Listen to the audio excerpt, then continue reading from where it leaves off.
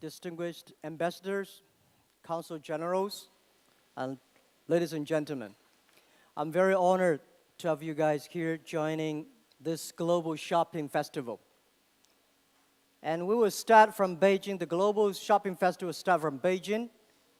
We may someday go to New York, Paris, South Africa, Chile, and Belgium, and any nations. And I never think this is the day for selling products. This is the day we exchange ideas. This is the day we exchange innovation, invention, and creations. This is the day, the celebration of small business. They can do business across the board. And this is the day consumers can understand the other nation's culture. So it's just a beginning. And I hope this is a great beginning, and we will see the result. In a couple of days, we will see how it goes.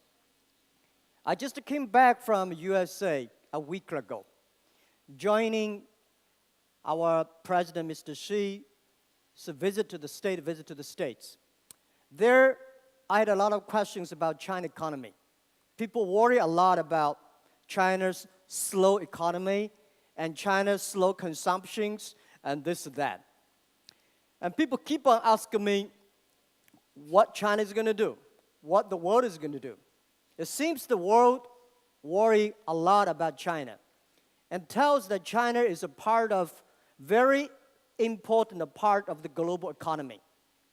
I think this thing 20 years ago, nobody cared about China slow, China fast. But now people care about it because China's economy is so important to the world. And I think the world worry a little bit more, or maybe too much. Every time when I find the West worry about China, China goes up. Every China, they say, well, China's going to be good. And then it goes slow. Because the world is quite different. People say, well, China has like a 7% of GDP, used to have 9% and 10%, 11%.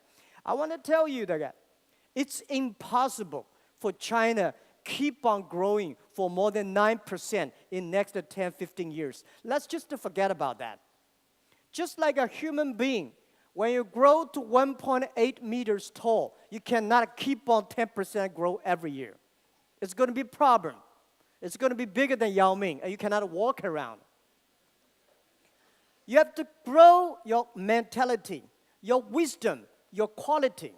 So I think China, it is good for China to be slow. Next 10, 20 years, China should worry about not the quantity, but the quality.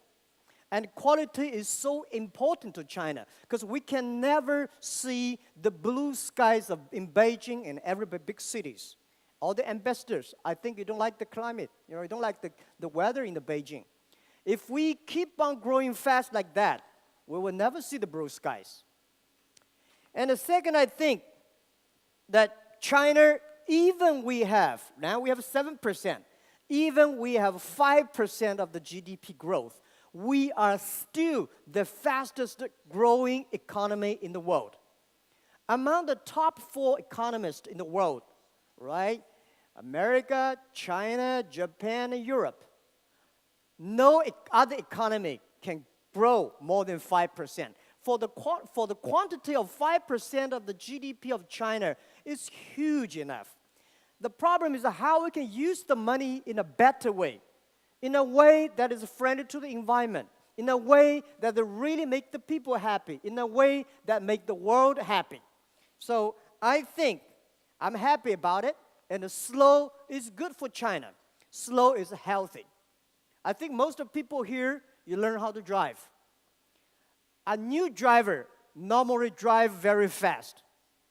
An experienced driver knows when to fast, when to be slow.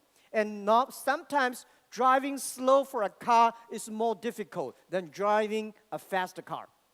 And I think China slow, and China has to get used to be slow, and China should learn how to make a healthy economy in a slow growth.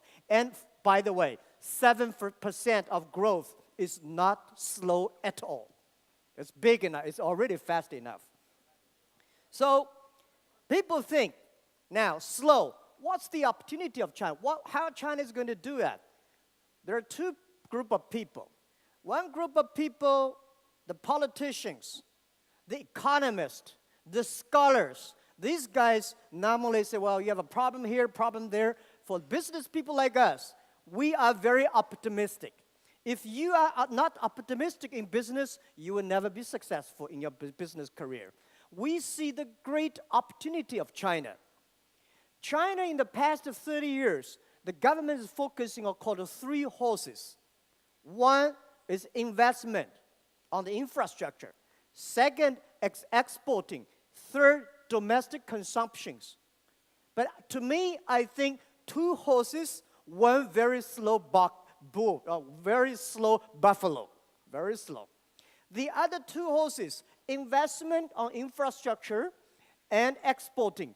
Governments very good at that because government know how to push the bank, take out the money, invest. Government know how to use the policy to promote the exporting. But domestic consumption is something government is not good at because that is how you can take the money of the consumers, how you take money out of the pocket of the people. There's no policy can do that. So convincing banks is easy, but convincing people spending money is difficult. That is the job of market economy. That is the job of the entrepreneurs, of the business. Domestic consumption is about how you cultivate, how you make people feel comfortable, how you people love the products. This is the huge potential of China. So I think next 10, 20 years, China is going to be a country focusing on domestic consumptions. And China is going to shifting from exporting to importing. And China is going to moving from infrastructure investment to infrastructure operations. And this is the huge change of China. It's not only the opportunity for China, it is the opportunity of the world. China government announced now we have 300 million middle-class people. In next 10 to 15 years, which I believe in 15 to 20 years, we are going to have at least 500 million people become middle class. Imagine 500 million people. Think about it. How many 500 million people are middle class? How many middle class people in the United States of America? 150 million? So that means in 15, 20 years, China is going to have 3 times the size of the United States consumption, domestic consumption. And today, in the past years, the United States, the domestic consumption is one of the main drivers for the global economic growth. Think about China is going to have 3 size of the United States of the domestic consumption.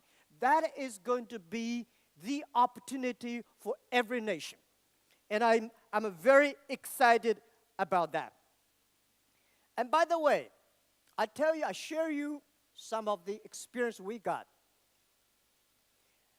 How about Tmall today? Alibaba today, for retailers, in the past 16 years, accurately in past 14 years, our GMV this year will be as big as Walmart Global. That is close to $500 billion US dollars, around that, right? Maybe up, maybe down, around that size. It took Walmart more than 60 years to reach that globally. That means by one company like Alibaba for 16 years, without experience, without a power, we make this thing happen. If we can find a better way to cultivate, to discover, to release this domestic bonding, it's going to be huge. And also, I'd love to tell you, for last year, November 11, I remember before that, Prime Minister of Canada came to this room and telling me, say, is it possible that we can sell some Canadian products And we say, what you can sell? He said, lobsters. So that day, November 11/11, that day alone, we sold close to 100,000 lobsters. Because of that day, for a whole year last year, we sold 150 tons of lobsters. Imagine about that. The Canadian people said, in our life, we will probably never eat that many lobsters. But in China, it's a small piece. Still so many people curious about lobsters. So I think the potential is huge. You go out today, there's a small show. There are so many wonderful fruits, seafoods, so many wonderful products. Chinese people love that.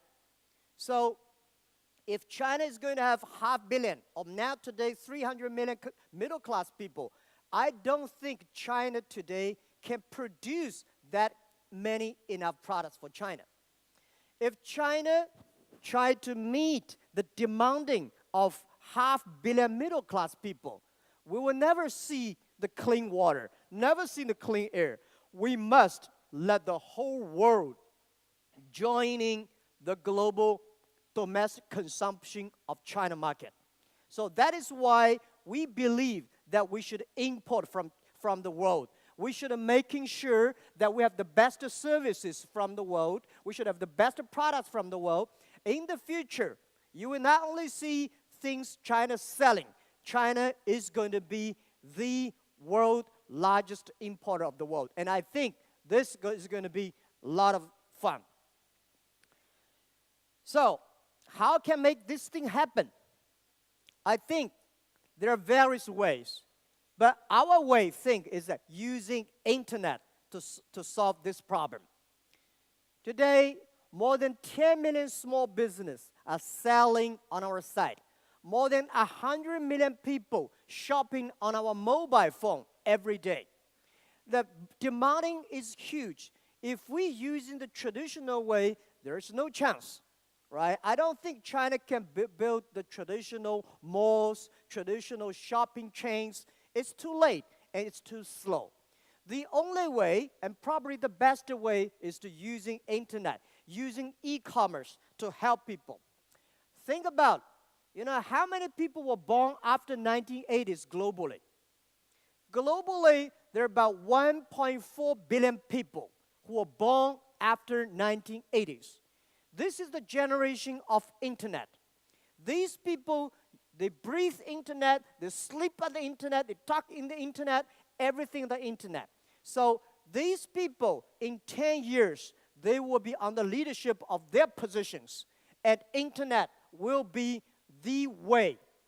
I said to my father, my grandfather knows the news by watching newspaper. Everything, you debate with him, he said, newspaper said that.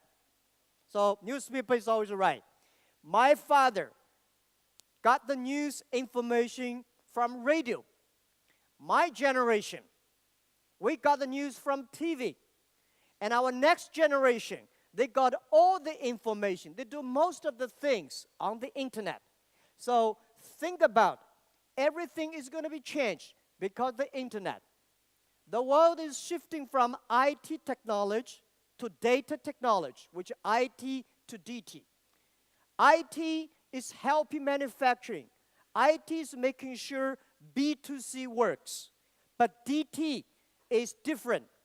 DT is about innovation, about invention, about creation. DT is empower consumers. DT is empower the others.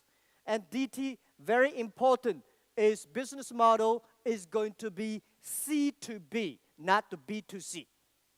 B2C last century, everything we sell, large amount, low cost, standard. But today, young people don't like standard things. They want the unique things. They want this T-shirt to be the number one in China, the only one in China. And they do not care a lot about the price. My grandmother has one T-shirt in her drawer. My mother has 5. My daughter probably has 50, and 45 of them, she never wear it. This is called domestic consumptions. My father's time, the whole family, the whole village have one TV. Think about today, most of the family, you got 5 TVs. So this is called domestic consumption. China has already passed the people, encouraging people buy houses, buy cars. People should encouraging buy the things that be consumed, buy the things that in the houses, buy the things you eat, buy the things you drink, buy the things you wear, buy the things you consume every day. And this is the huge and greatest potential that this nation and this world is going to see. And I want to tell you, guys, that people love internet. People hate internet. People say, wow, this technology great, give us a lot of problems. Right, let me tell you, the human history, there are 3 technology revolutions. The first technology revolution in the United Kingdom, that's the steam, right? The mechanic, the power, that released the power of human body. Release, and they try to empower the muscle. The problem of that technology revolution at the end had the First World War. People want to get the power. The second technology revolution in the United States is energy, the electricity, the oil. That make people go further. So that also, because of the energy you have, people have, we caused another Second World War, which is a big problem. Now, this technology revolution is not about the muscle. It's not about how far you fight, how far you go. It's about how smart you are. This technology of information is release the human brain. And it's about the knowledge. It's about the wisdom. It's about the share. It's about the transparent. It, of course, had a lot of problems, but this problem can be solved. We know a lot of problems about the security, about privacy, about copyright, for all the issues. I think our next generation young people, with the technology today, we can solve this problem. And I want to tell you guys, we are going to have the Third World War, but this war is not among each other, not among the nations. We should solve the problem using technology, have the Third World War against the poverty, against the human disease, against the environment. And this is about wisdom. This is about the knowledge. This is about innovation. So this I feel excited about, and I think we are the generation at the wonderful time of human lives. And nobody could be able to live in a generation that the revolution comes. So I think, how can we using this technology to not only pump up the domestic demand, but also helping manufacturing to upgrade the manufacturing productivity. Not only manufacture faster, but also manufacture efficient. But also making sure we're unique. But also we're making sure it's tailor-made. We're making sure that this technology is going to improve the human lives. So this is what I feel proud about it. And this I feel really good that we are born in this century. And also I think why we say it's a global shopping festival. Because internet is not about one village. Of course, the world is like a village. Internet is about a global. Then the day when we choose the name Alibaba.com, because we believe Alibaba should open sesame for the global small business and consumers. And we think internet business should be global. Nobody should ever think about that you can sell things across the board in the traditional way, in the traditional business. Now, the ambassador from Maldives, I tell you, 9 years ago, I went to Maldives. That's my first trip to Maldives. I never know such a beautiful island, such a beautiful country. I walked into a small, because I slept there for 4 days because I was too tired. I slept there and wake up and read the books. But one day I woke up, I went to a shop. I saw a lot of souvenirs. And I asked the shop manager, this thing's not made in Maldives. Where did you get it? He said, we imported it from China. I said, how? How do you do it? He said, through Alibaba. That encouraged me 9 years ago. And I think if any shops globally, in Chile, right, in Malaysia, any nation, Philippines, Italy, with so many small business, if they can buy things, sell things across the board, if any consumers, they can buy things online, and within 72 hours, they can receive it. The safety transaction financially and the safety transact on the logistically. What a wonderful day. And I think without internet, it's almost impossible. So my suggestion, and ladies and gentlemen, Consul General and ambassadors, I believe trade, business are the best way to make people of different nations exchange culture, understand each other. And I believe trade is the freedom. Trade is the human rights. So how we can help global trade through the internet? This is what we proposed in the future. We want to build up an EWTO. WTO was good, but it's good for big companies. We should make an EWTO that is good for small business. Small business next 20 years, how we can help them to sell, how we can help the consumers to buy. So 11/11 Global Shopping Day is the beginning.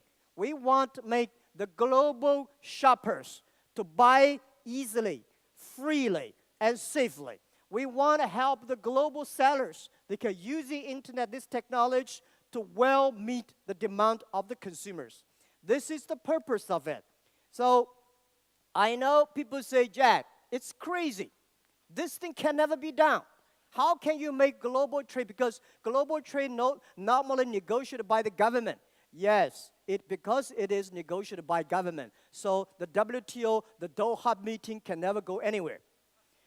Business should be negotiated, agreed by business people. And on the internet, let's trust the young people. Let the young people do the job. So let's start it.